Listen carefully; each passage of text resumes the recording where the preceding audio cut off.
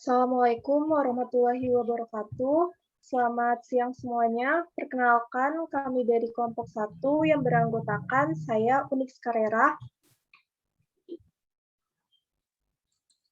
Saya Muhammad Hafiz Nur Akmal. Saya Hairunisa. Akan mempresentasikan bab 4 yang berjudul Laporan Laba Rugi dan Informasi Terkait.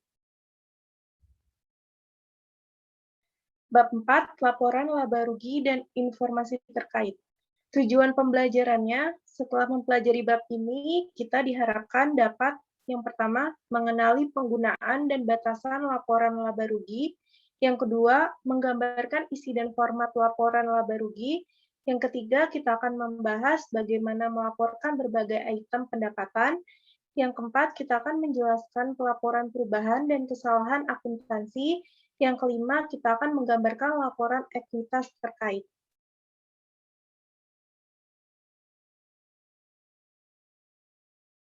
Pratinjau bab 4 di laporan laba rugi dan informasi terkait. Yang pertama itu ada laporan laba rugi.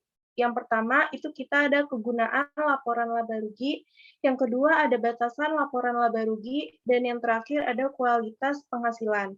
Nah, subbab yang kedua itu isi dan format laporan laba rugi. Yang pertama ada elemen laporan laba rugi. Yang kedua, ada komponen antara laporan laba rugi. Yang ketiga, ada laporan laba rugi ringkas.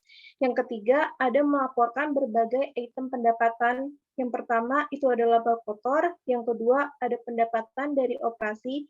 Yang ketiga, ada penghasilan sebelum pajak penghasilan. Yang keempat, ada pendapatan bersih. Yang kelima, ada laba per saham. Yang keenam, ada operasi yang dikembalikan atau dihentikan. Yang ketujuh ada alokasi untuk kepentingan dan pengendali, dan yang terakhir ada ringkasan.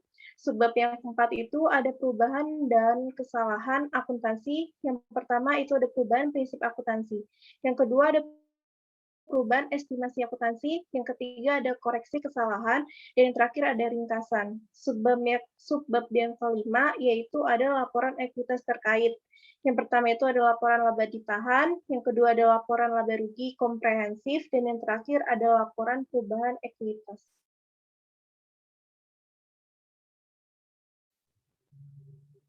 Laporan laba rugi, kegunaannya, yang pertama itu ada evaluasi kinerja masa lalu.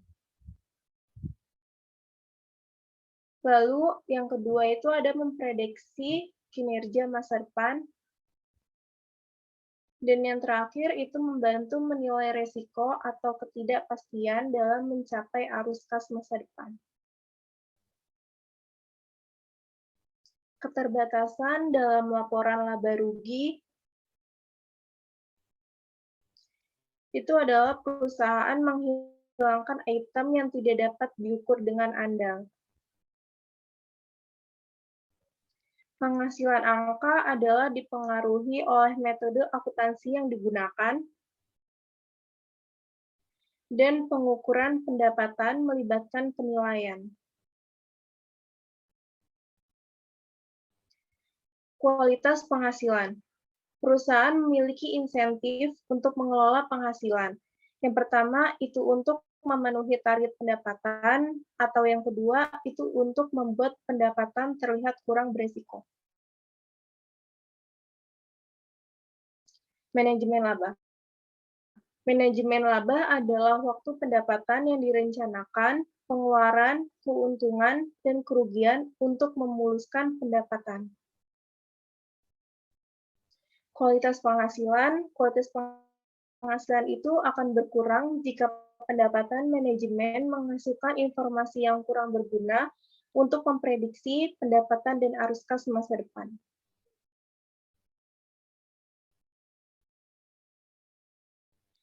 Isi dan format laporan laba rugi. Elemen laporan laba rugi. Penghasilan itu adalah peningkatan manfaat ekonomi selama periode akuntansi dalam bentuk ada arus masuk atau peningkatan aset atau berkurangnya kewajiban. Itu akan mengakibatkan peningkatan ekuitas selain yang berkaitan dengan kontribusi dari pemegang saham.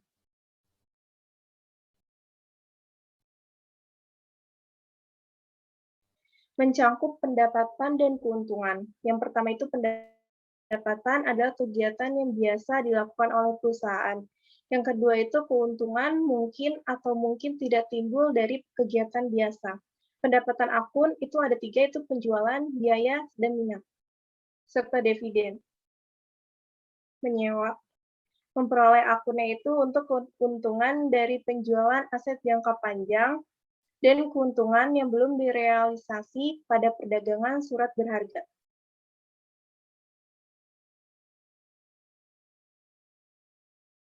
Pengeluaran mewakili penurunan manfaat ekonomi selama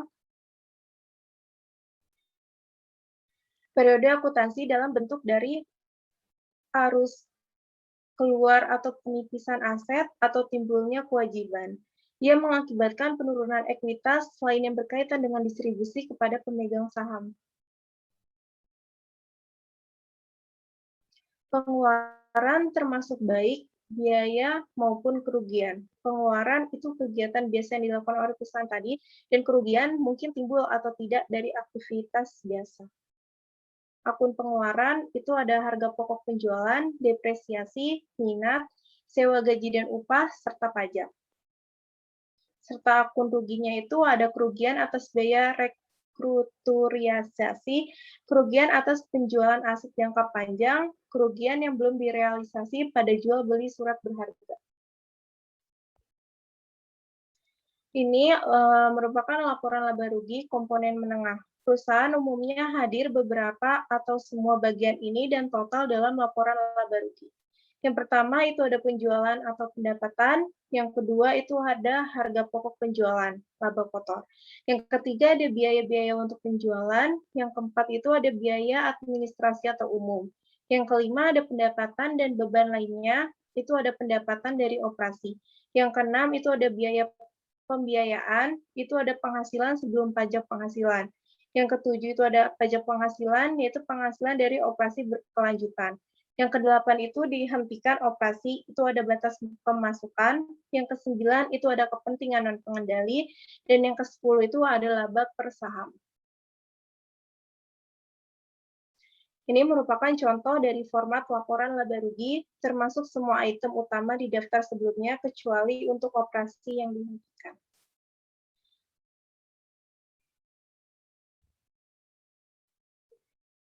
Lalu ini ada perwakilan dari jenis yang ditemukan dalam praktek. Ini ilustrasi untuk kental laporan laba rugi. Perusahaan mempersiapkan jadwal tambahan untuk dukung total.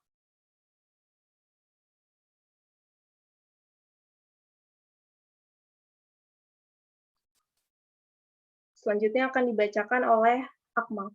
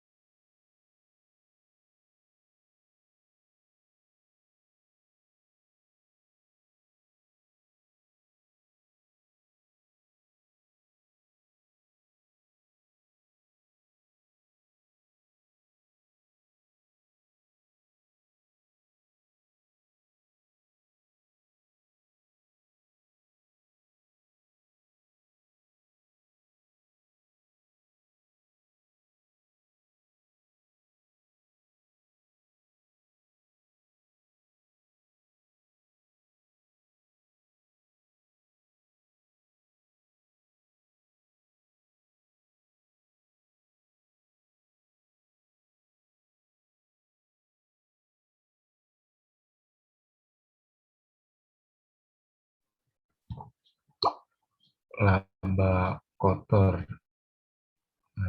dihitung dengan mengurangi harga pokok penjualan dari penjualan bersih. Yang kedua ada menyediakan nomor yang berguna untuk mengevaluasi kinerja dan memprediksi pendapatan masa depan. Tidak biasa atau pendapatan insidental diungkapkan dalam pendapatan dan beban lainnya.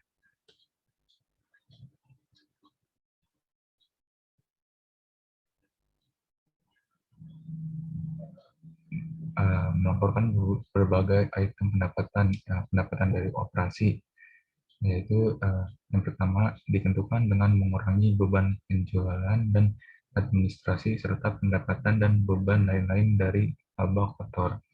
Yang kedua, menyoroti item yang mempengaruhi aktivitas bisnis reguler. Yang ketiga, digunakan untuk memprediksi jumlah, waktu, dan ketidakpastian arus kas masa depan.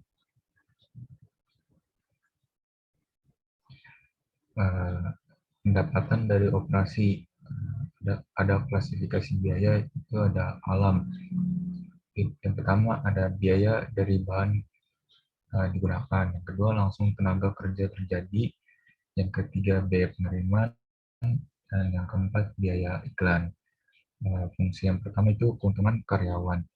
Yang kedua beban penyusutan. Yang ketiga amortisasi pengeluaran.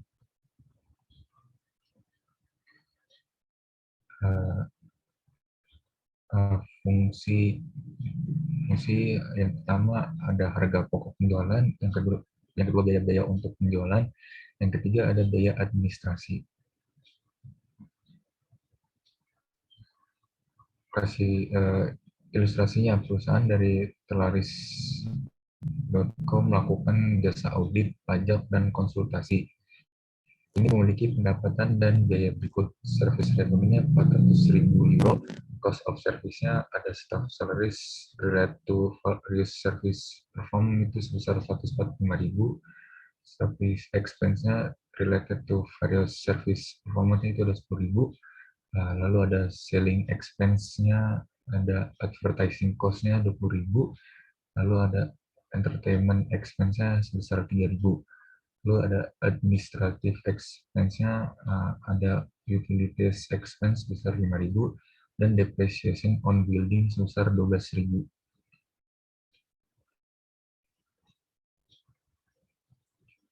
Pendekatan nature of expense-nya, income statement-nya for the month of Januari 2019 itu service revenue-nya 400.000 euro, staff salaries-nya 145.000 euro, service expense-nya 10.000, advertising cost-nya 20.000, utilities expense-nya 5.000, depreciation on building-nya 12.000, entertainment expense-nya 3.000, total net income-nya sebesar 205.000 euro.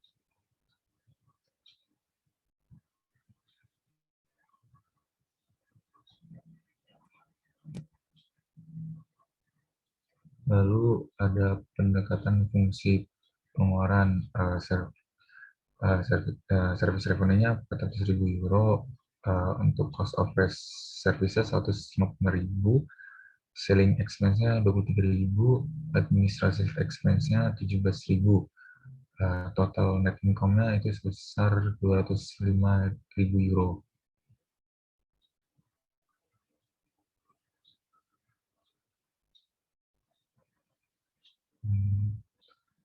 Metode fungsi biaya umumnya digunakan dalam praktik, meskipun banyak perusahaan percaya bahwa kedua pendekatan tersebut memiliki manfaat. Lalu ada pendapatan dari operasi, keuntungan dan kerugian.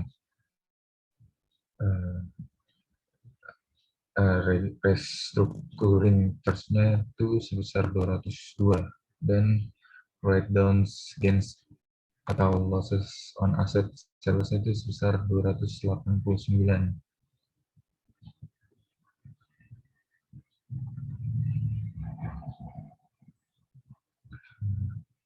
Lalu ada IASB mengambil posisi bahwa keduanya, yang pertama pendapatan dan beban, dan pendapatan dan beban lainnya harus dilaporkan sebagai bagian pendapatan dari operasi. Perusahaan dapat memberikan item baris, judul, dan subtotal tambahan jika penyajian tersebut relevan dengan pemahaman tentang kinerja keuangan entitas. Next-nya, berikutnya ada item tambahan yang mungkin perlu diungkapkan. Yang pertama ada kerugian penurunan nilai persediaan ke nilai realisasi bersih atau aset tetap ke jumlah yang dapat diperoleh kembali serta pembalikan penurunan nilai tersebut. Yang kedua ada kerugian restrukturisasi kegiatan dan pembalikan serta penyisihan biaya restrukturisasi. Yang ketiga ada keuntungan atau kerugian pelepasan item properti, pabrik, dan peralatan atau investasi. Yang keempat ada penyelesaian litigasi. Yang kelima ada pembalikan kewajiban lainnya. Berikutnya ada melaporkan berbagai item pendapatan penghasilan sebelum pajak penghasilan. Itu finance cost-nya interest on bank loans and overdraft-nya sebesar 71 euro, interest on bonds issued under the debt issuance program itu sebesar 672, interest on debt issued under the medium term note programnya sebesar 253, interest on commercial papers sebesar 12, interest on obligation under finance leases sebesar 16, dan order other interest-nya sebesar 82. Lalu ada total borrowing cost-nya itu sebesar 1.106. Lalu ada amounts included in the cost of qualifying asset-nya sebesar 92. Lalu total finance cost-nya itu sebesar 1.014 dolar. Biaya pendanaan harus dilaporkan pada laporan laba dan rugi. Berikutnya itu ada batas pemasukan. Itu merupakan pendapatan setelah semua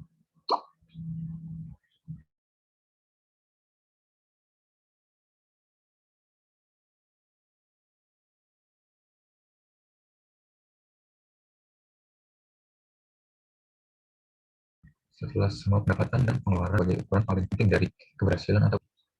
Lalu ada laba per saham. Itu laba bersih dikurang dividen pilihan. Dibagi rata-rata tertimbang dari biasa saham luar biasa. Indikator bisnis yang signifikan. Yang kedua, mengukur dolar yang diperoleh masing-masing saham biasa. Yang tiga, harus diungkapkan pada wajah dari laporan laba rugi. Berikutnya itu ada laba per saham.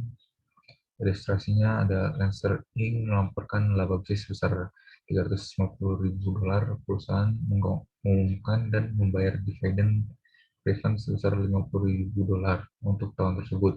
Jumlah rata-rata tertimbang dari biasa saham beredar selama tahun tersebut adalah 100.000 saham. Lancer menghitung laba per saham sebagai berikut.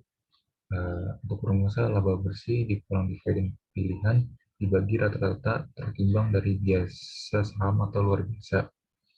Jadi 350.000 dolar dikurang 50.000 dolar dibagi 100.000 sama dengan 3.300 per saham, 3 dolar per saham. Lalu ada melaporkan berbagai item pendapatan operasi yang digantikan, komponen entitas yang telah dilepaskan atau diklasifikasikan sebagai dimiliki untuk dijual, dan yang pertama ada mewakili lini bisnis utama atau wilayah geografis operasi atau merupakan bagian dari rencana tunggal yang terkoordinasi untuk melepaskan lini bisnis utama atau area geografis operasi. Atau yang terakhir adalah anak perusahaan yang diakuisisi secara eksklusif dengan maksud untuk dijual kembali. Lalu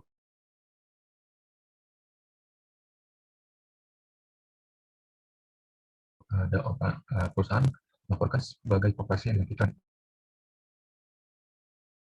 Yang pertama, yang dalam pelepasan komponen bisnis. Yang kedua, hasil operasi suatu komponen yang telah atau akan dilepaskan secara terpisah dari operasi yang dilanjutkan. Yang ketiga, dampak dari operasi yang dihentikan setelah dikurangi pajak sebagai kategori terpisah setelah operasi yang dilanjutkan. Berikutnya ada ilustrasi dari produk KC, sebuah perusahaan yang sangat terverifikasi memutuskan untuk menghentikan divisi elektronika. Selama tahun ini, divisi elektronik kalah 300.000 euro pajak bersih. KC terjual pembagian pada akhir tahun dengan kerugian sebesar 500.000 euro pajak bersih. Pendapatan dari operasi berkelanjutan sebesar 20 juta euro. Operasi yang digantikan itu yang pertama ada rugi dari operasi setelah pajak sekitar 300.000 euro. Lalu ada rugi pelepasan setelah dikurang pajak sekitar 500.000 euro. Total kerugian pada operasi yang digantikan itu sebesar 800.000 euro. Batas pemasukannya 20 juta euro dikurang 800.000 euro itu sebesar 19 juta 200.000 euro. Lalu ada perusahaan yang melaporkan operasi yang dihentikan harus melaporkan jumlah tersaham untuk item baris baik di muka laporan laba rugi atau dalam catatan atas laporan keuangan.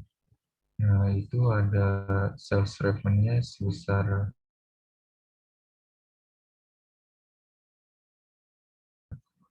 1.400.000, gross profit-nya itu ada 820.000, selling and administrative expense-nya sebesar 320. Lalu ada other income and expense-nya sebesar 10.000, interest revenue sebesar 10.000, loss on disposal of part of textile division sebesar 5.000, loss of sale of investment sebesar 30.000. Untuk total jadi 25.000 untuk total income from operation-nya itu ada 475.000, interest expense-nya sebesar 15.000, income before tax sebesar 460.000, income tax-nya ada 184.000, lalu income from counting operation-nya ada 276.000. Lalu ada income from operation of pizza division less applicable income tax itu sebesar 54.000. Loss on disposal of pizza division itu applicable income tax-nya sebesar 90.000, maka didapat 36.000. Lalu total net income-nya ada 240.000. Lalu ada income from counting operation sebesar 2,276, income from operation of discounted division net of tax itu sekitar 0,54, plus on disposal discontinued operation net of tax itu sebesar 0,90, maka total net income yang didapat adalah sebesar 2,4. Lanjut itu ada laba bersaham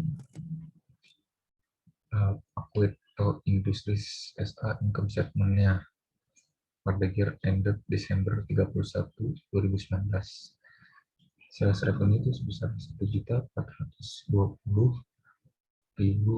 cost of goods 600.000, gross profit 820, selling and administrative expense-nya 320, other income and expense-nya sebesar 10.000, loss on disposal of part textile division sebesar 5.000, lalu loss of sale investment 30.000.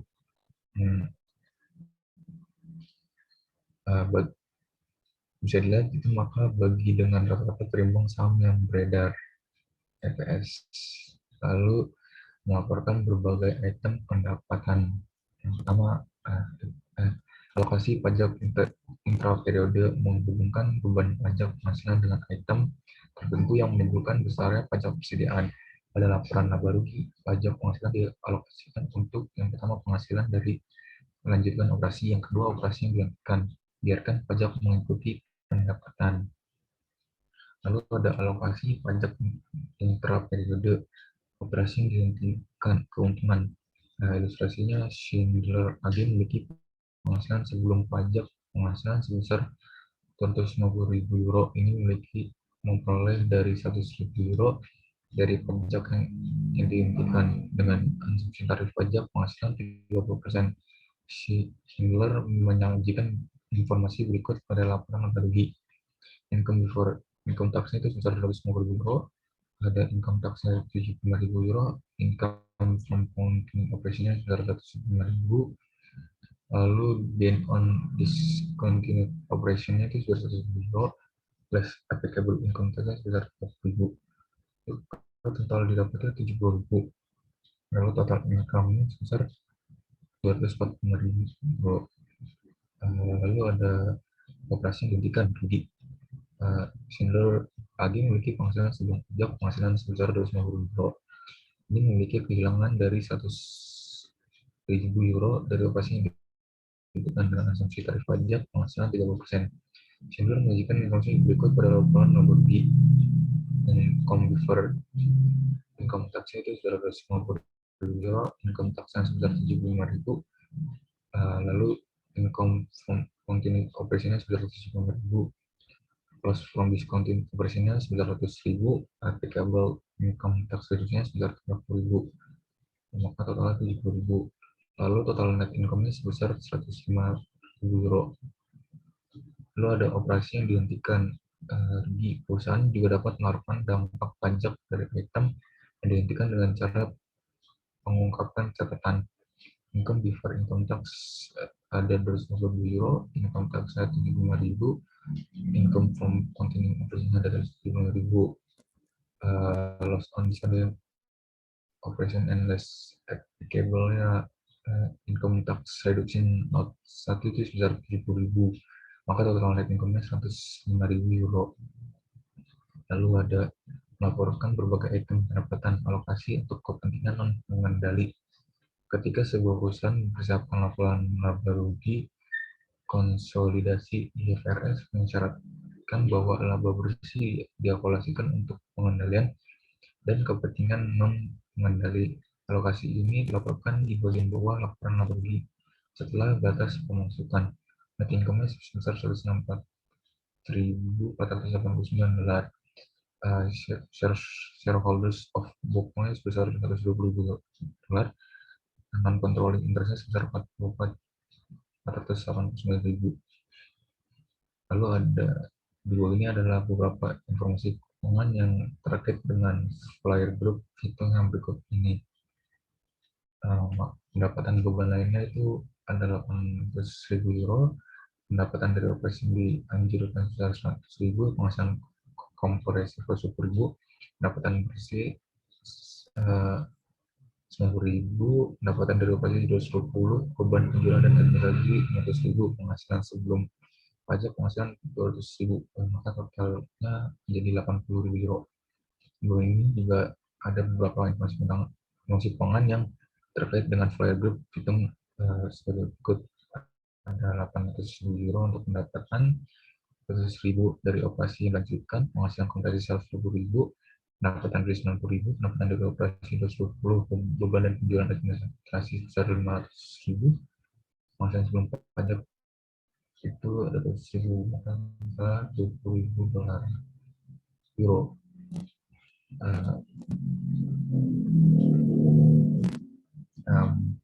Lalu ini ada ringkasannya. Itu type of situasinya itu ada sales revenue, sales of service revenue, cost of goods sold, selling and administrative expense, other income and expense, financing cost and income tax.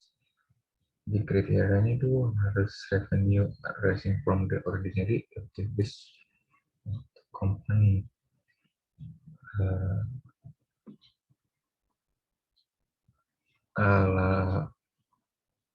Lalu kita lanjut ke perubahan prinsip akuntansi. Itu yang pertama ada penyesuaian retrospektif, yang kedua penyesuaian efek kumulatif terhadap laba di tahun awal. Pendekatan mempertahankan komparabilitas selama bertahun-tahun. Contohnya meliputi pertama mengubah dari FIFO ke bayaran total, yang kedua mengubah dari persentase penyelesaian hingga metode kontrak selesai. Next-nya akan dibaca oleh Berunca.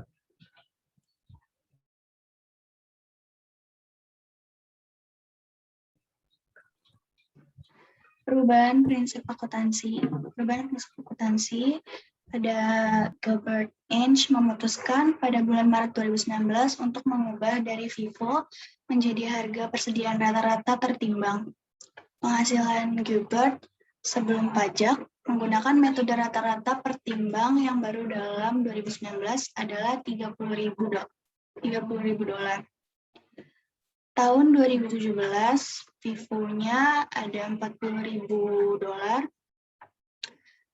yang weight average methodnya ada $35.000, excess of FIFO overweight average methodnya $5.000, di 2018 ada $30.000, $27.000, dan $3.000.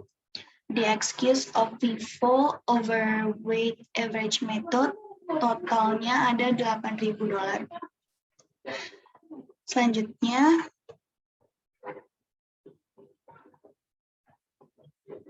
ada perubahan estimasi akuntansi. Diperhitungkan dalam periode perubahan atau NS periode dan periode mendatang jika perubahan tersebut mempengaruhi keduanya. Tidak ditangani secara retrospesifik, tidak dianggap kesalahan. Contoh yang termasuk yaitu hidup yang bermanfaat dan sisa nilai aset yang dapat disusutkan, piutang tak tertagih, keusangan persediaan. Selanjutnya, perubahan perkiraan. Arcadia HS membeli peralatan seharga $510 yang diperkirakan memiliki masa manfaat 10 tahun dengan nilai sisa $10.000. Pada akhir waktu tersebut, penyusutan telah dicatat selama 7 tahun dengan dasar garis lurus.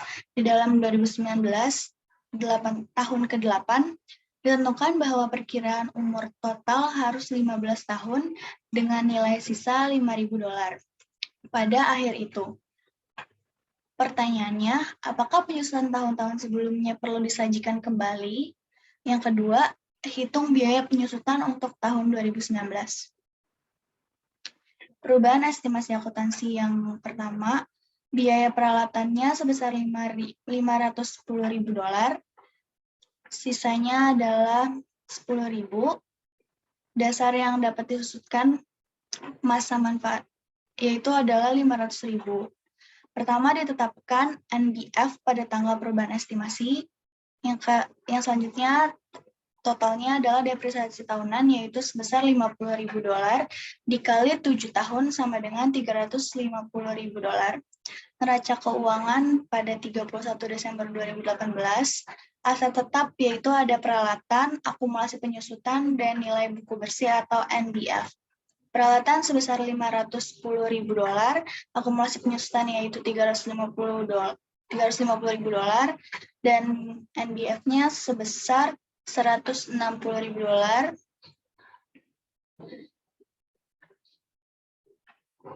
Yang selanjutnya ada nilai buku bersih yaitu sebesar $160.000. Sisanya yang baru yaitu $5.000.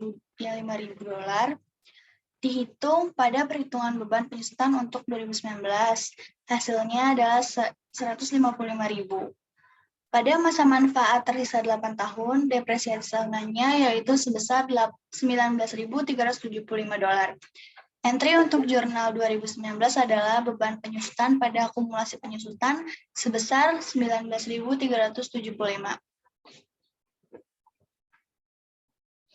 Akuntansi kesalahan, koreksi kesalahan dari hasil kesalahan matematika. Yang kedua ada kesalahan dalam penerapan prinsip akuntansi. Selanjutnya ada pengawasan atau penyalahgunaan fakta. Koreksi diperlukan sebagai penyesuaian periode sebelumnya, penyesuaian saldo awal, dan laba ditahan. Selanjutnya ada ilustrasi.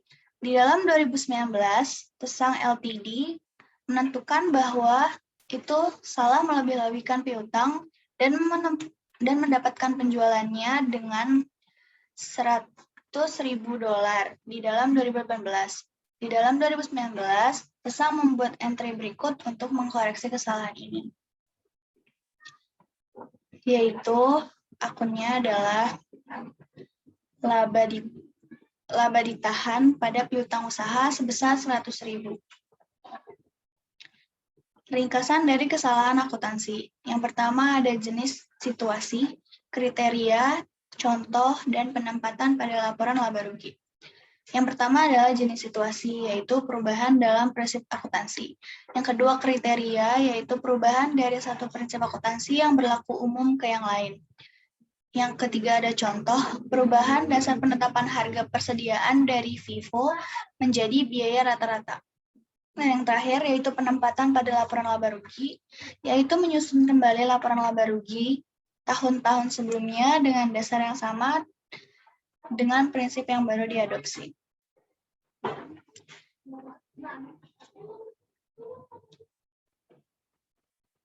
Selanjutnya ada ringkasan lagi, yaitu perubahan dalam estimasi akuntansi. Yang kedua ada kriteria, yaitu koreksi dan penyesuaian yang normal dan berulang. Contohnya ada perubahan realisasi piutang dan persediaan, perubahan estimasi umur pelaratan, aset tidak terwujud, perubahan estimasi kewajiban untuk biaya garansi, pajak penghasilan, dan pembayaran gaji. Selanjutnya ada penempatan pada laporan laba rugi. Tampilan perubahan hanya di akun yang mempengaruhi. Tidak ditampilkan setelah dikurangi pajak dan mengungkapkan sifat perubahannya. Selanjutnya ada laporan ekuitas terkait. Laporan laba ditahan, yaitu yang meningkat ada batas pemasukan. Yang kedua ada perubahan prinsip akuntansi. Yang ketiga ada penyesuaian periode sebelumnya. Yang kedua mengurangi yaitu kerugian bersih, dividen, perubahan prinsip akuntansi, dan penyesuaian periode sebelumnya. Laporan laba ditahan. Show Ltd Statement of Retained Earnings for the year ended Desember 31, 2019. Balance Januari 1 sebesar 1.050.000, net income yaitu 360.000, dividennya adalah minus 300.000 atau dikurang. Balance pada Desember 31 yaitu sebesar 1.110.000. Sebelum menerbitkan laporan untuk tahun yang berakhir, pada tahun 31 Desember 2019, kita menemukan 50.000 kesalahan setelah dikurangi pajak, yang menyebabkan 2018 persediaan dilebih-lebihkan.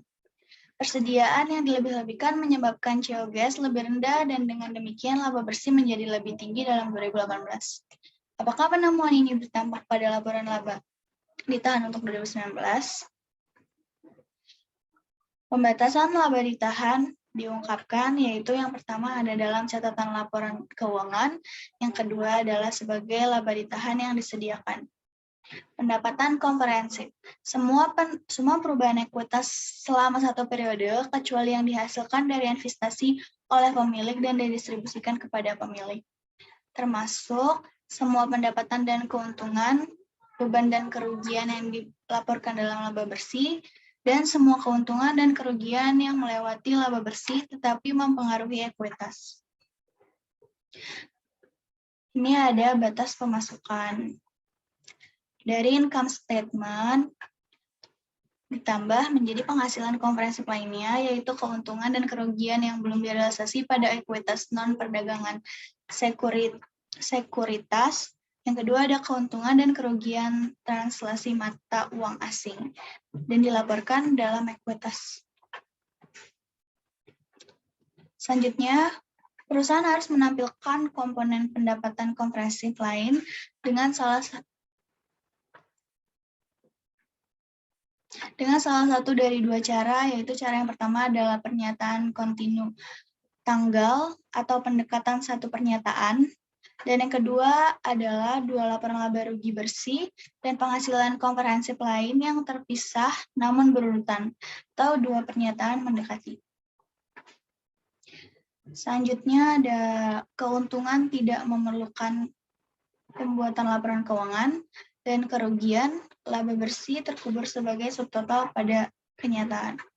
Ini ada ilustrasi 4.21, yaitu format satu pernyataan pendapatan komprehensif.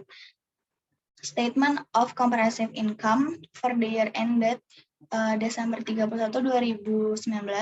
Sales revenue sebesar 800.000, COGS sebesar 600.000, dan mendapat gross profit sebesar 200.000, operating expense-nya sebesar 90.000, net income sebesar 110.000, ada comprehensive income, yaitu ada unrealized holding gain net of tax sebesar 30.000 dan comprehensive income sebesar 140.000.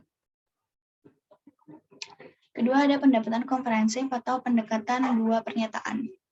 Sini ada ilustrasi 4.22 yaitu dua pernyataan format pendapatan komprehensif. Yang pertama ada income statement, yaitu ada sales revenue, COGS, gross profit, operating expense, dan net income. Berbeda dengan comprehensive income statement, yaitu cuma ada net income dan other comprehensive income yang akan mendapatkan comprehensive income. Selanjutnya ada laporan terkait laporan perubahan ekuitas yang dibutuhkan selain laporan laba rugi komprehensif. Umumnya terdiri dari bagi modal biasa, pembagian premium biasa, pendapatan yang disimpan, dan akumulasi saldo didapatkan komprehensif lainnya.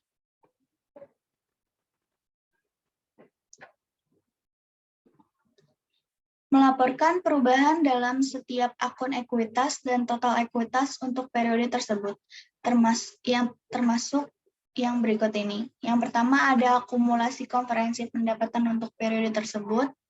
Yang kedua ada kontribusi atau penerbitan saham dan distribusi atau dividen kepada pemilik.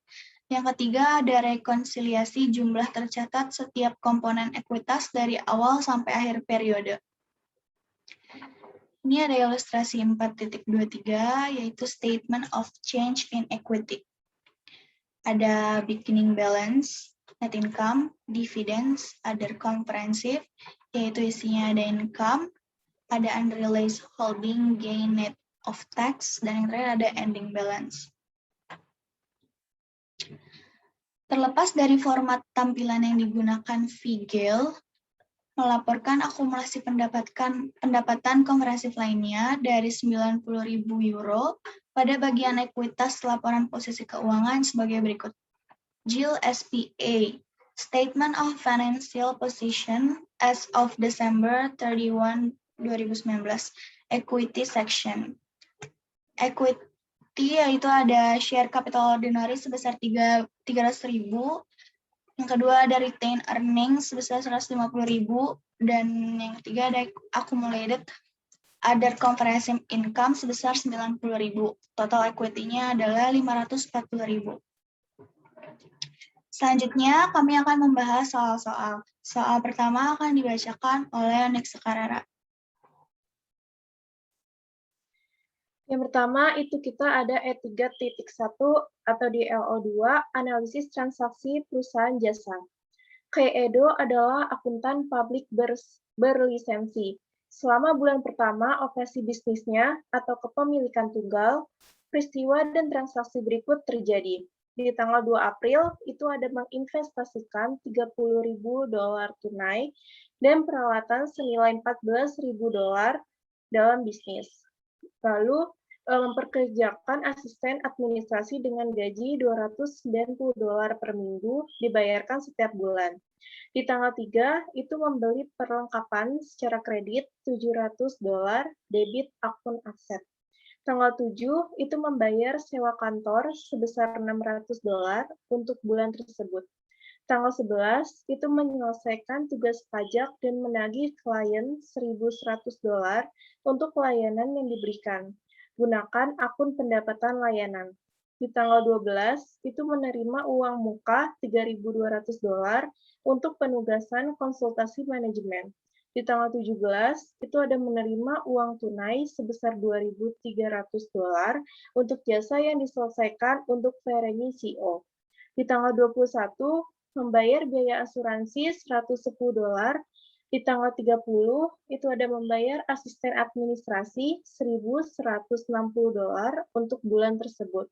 Di tanggal 30 lagi, itu ada menghitung persediaan menunjukkan bahwa $120 persediaan telah digunakan. Di tanggal 30 lagi, itu ada membeli komputer baru seharga $5.100 dengan dana pribadi. Komputer akan digunakan secara eksklusif untuk tujuan bisnis.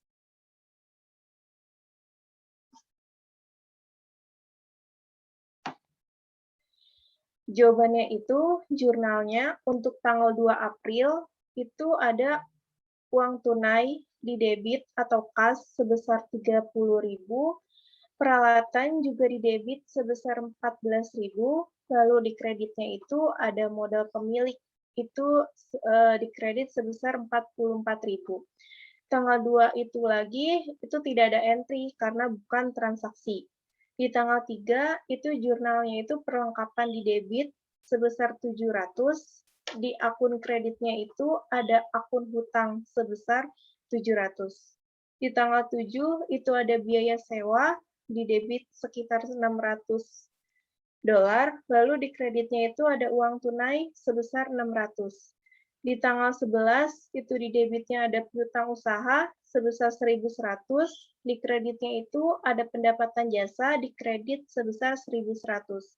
Di tanggal 12 itu ada uang tunai atau kas di debit sebesar 3.200, lalu di akun kreditnya itu ada pendapatan layanan diterima di muka sebesar 3.200.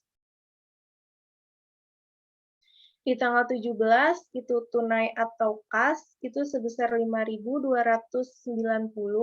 di kreditnya itu ada pendapatan layanan sebesar 5.290. Di tanggal 21 beban asuransi di debit sebesar 110, di kreditnya itu ada uang tunai atau kas sebesar 110.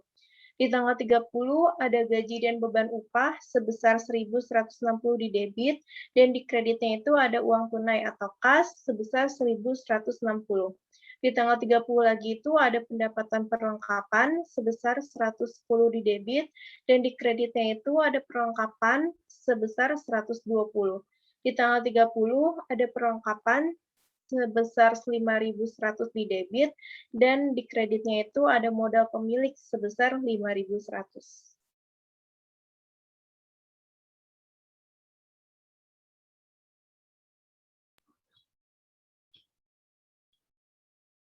Lalu soal yang kedua, 3.9. Dari analisis akun T, buat ulang yang A itu entry transaksi Oktober, dan yang B entry jurnal penyesuaian yang dibuat pada 31 Oktober 2019. Buatlah penjelasan untuk setiap entry jurnal. Yang A itu jurnal entry itu ada di debit ada salaries and wages expense sebesar 800, di kredit ada cash sebesar 800.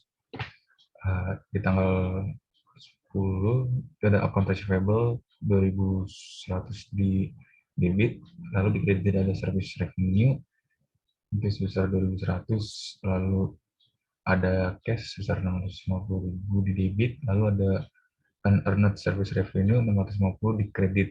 Untuk yang B ada adjusting entries-nya itu surplus expenses di debit sebesar 470, untuk kredit supplies itu sebesar 470, lalu ada account receivable sebesar 1.650 di debit, lalu untuk kredit ada service revenue sebesar 1.650.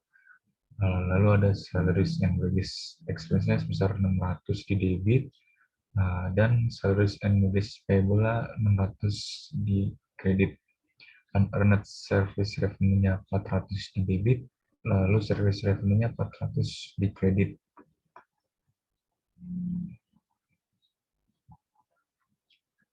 Lalu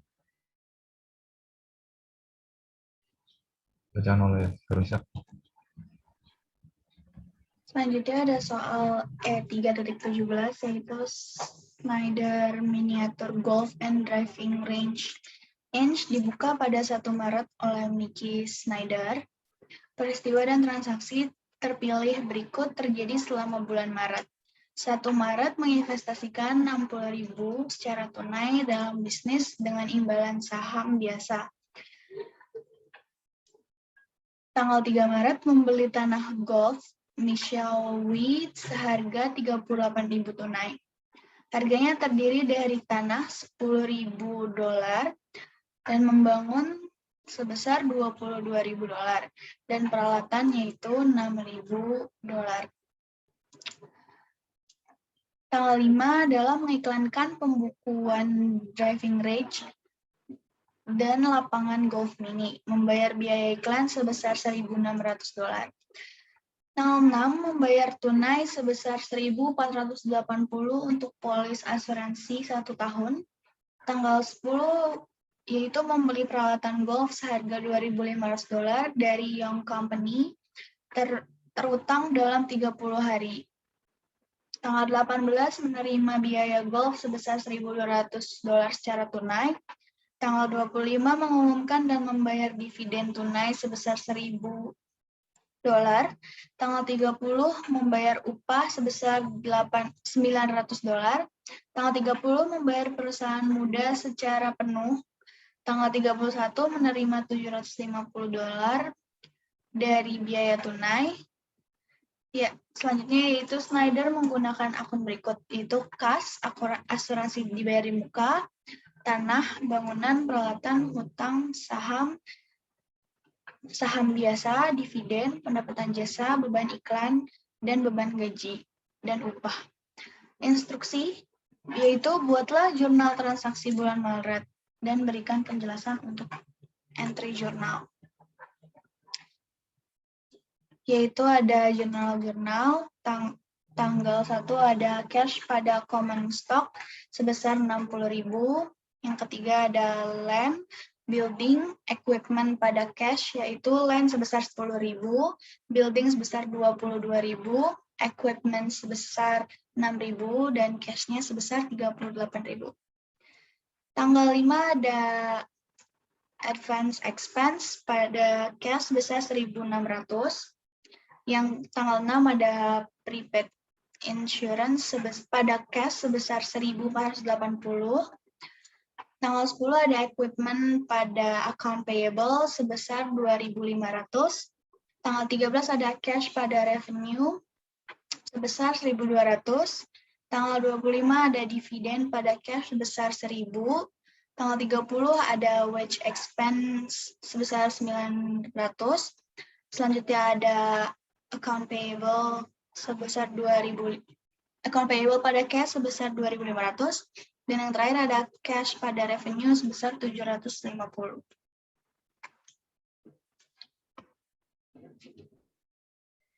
Cook & Fee memiliki tahun fiskal yang berakhir pada 30 September. Data yang dipilih dari lembar kerja 30 September disajikan di bawah ini.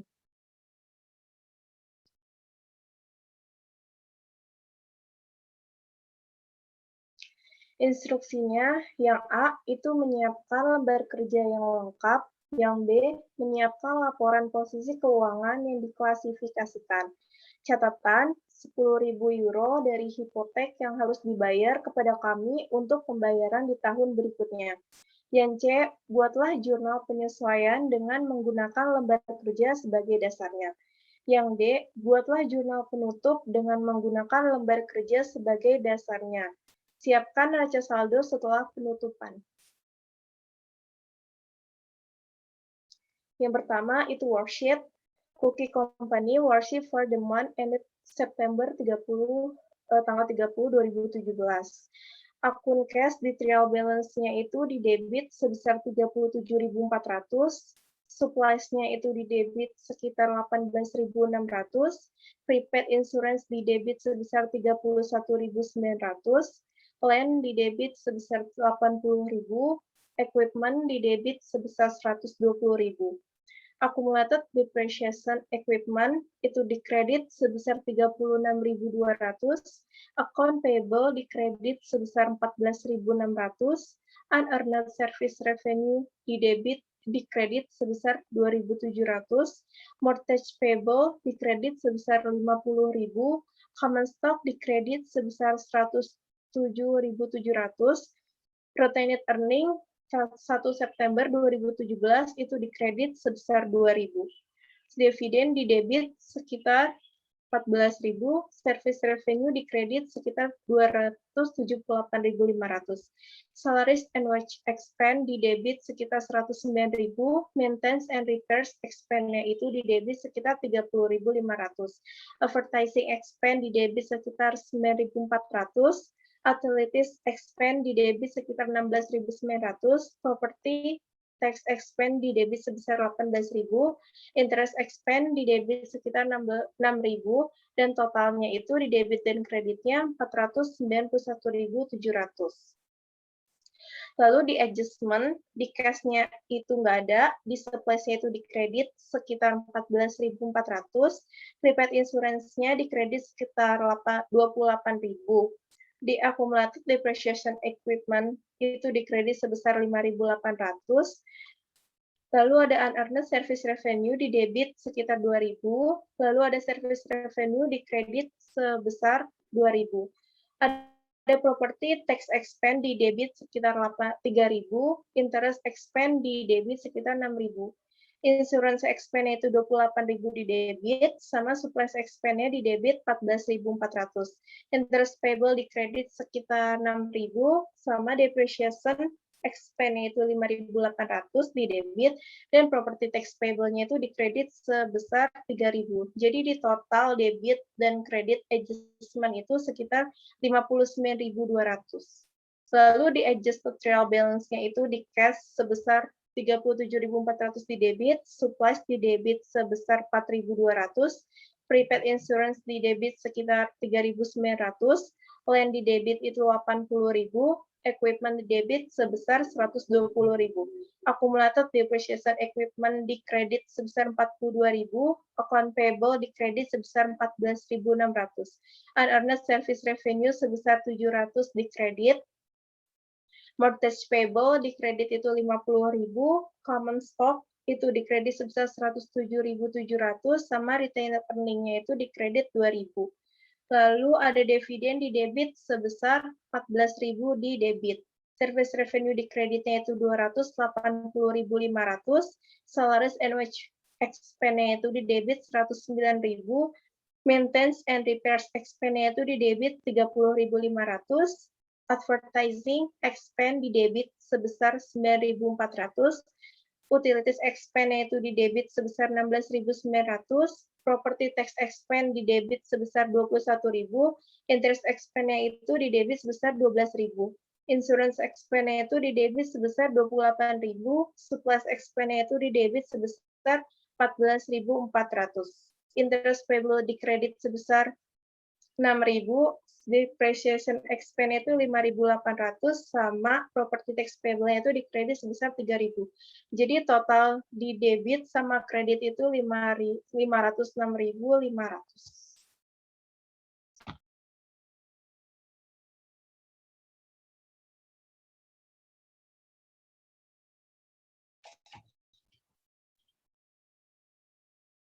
Lalu yang kedua ada adjusting entries-nya untuk cookie company. Tanggal 1 itu ada supply expense-nya itu sebesar di debit sebesar 14.400, di supply di kredit sebesar 14.400. Lalu yang kedua ada insurance expense-nya sebesar 28.000 di debit, lalu prepaid insurance-nya 28.000 di kredit. Lalu yang ketiga ada depreciation expense-nya 5.800 di debit, lalu accumulated depreciation equipment-nya sebesar 5.800 di kredit. Yang keempat ada unearned service revenue sebesar 2.000 di debit, lalu service revenue-nya 2.000 di kredit. Yang kelima ada property tax expense sebesar 3.000 di debit, property tax payable sebesar 3.000 di kredit. Lalu yang keenam ada interest expense-nya sebesar 6.000 di debit, interest payable 6.000 di kredit.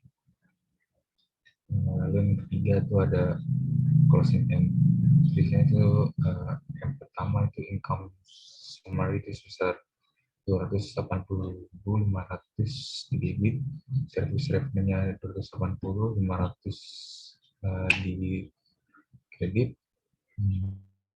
Lalu kedua ada income summary sebesar 247.000, salaries and wages expenses sebesar 109.000 di kredit, maintenance and repairs expenses sebesar 20.500 di kredit, advertising expense-nya sebesar 9.400 di kredit, utilities expenses 16.900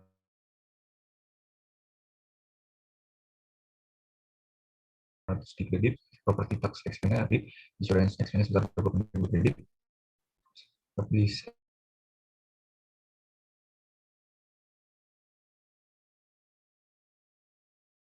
expense 14.400 di kredit, income summary sebesar 33.500 di debit, return earnings 33.500 di kredit. Yang keempat ada return earnings sebesar 14.000 di debit, lalu ada dividend 14.000 di kredit. Selanjutnya yaitu post closing trial balance, co-company post closing trial balance. Itu ada account title, debit dan kredit. Ada cash sebesar 37.400, supplies sebesar 4.200. Selanjutnya ada prepaid insurance sebesar 3.900, land ada 80.000 dolar. Selanjutnya ada equipment 120.000. Dan di kredit ada accumulated depreciation equipment pada equipment sebesar 42.000. Ada account payable sebesar 14.600. Selanjutnya ada unearned service revenue sebesar 700. Lalu ada mortgage payable sebesar 50.000. Lalu ada interest payable sebesar 6.000. Ada property tax payable sebesar 3.000. Lalu ada common stock sebesar 107.700. Lalu yang terakhir ada retain earning sebesar 21.500. Masing-masing di debit dan di kredit besarnya adalah 245.500, yaitu balance. Yang terakhir ada balance sheets, yaitu ada co-company balance sheets September 30, 2017. Di aset ada current asset, yaitu ada cash, surplus, prepaid insurance, land, dan land. Cash yaitu 37.400, surplusnya 4.200, prepaid insurance-nya 3.900, dan land-nya adalah 80.000. Total current asset-nya adalah 125.500. Di equipment ada accumulated depreciation pada equipment, yaitu sebesar 120.000 dikurang 42.000, yaitu 78.000. Jadi total asetnya adalah 203.500. Selanjutnya ada liabilities dan stockholder equity. Di current liabilities-nya ada account payable sebesar 14.000. Ada unearned service revenue sebesar 700, mortgage payable sebesar 50.000, interest payable sebesar 6.000, property tax payable sebesar 3.000, dan total current liabilities-nya adalah 74.300. Lalu ada stockholder equity, yaitu ada common stock sebesar 107.700, lalu ada retain earning sebesar 21.500, dan total stockholder equity-nya adalah 129.200. Total equity dan stockholders equity yaitu adalah 203.500, sama dengan total assets-nya. Sekian presentasi dari kelompok kami, kurang lebihnya mohon maaf. Wassalamualaikum warahmatullahi wabarakatuh. Assalamualaikum warahmatullahi wabarakatuh.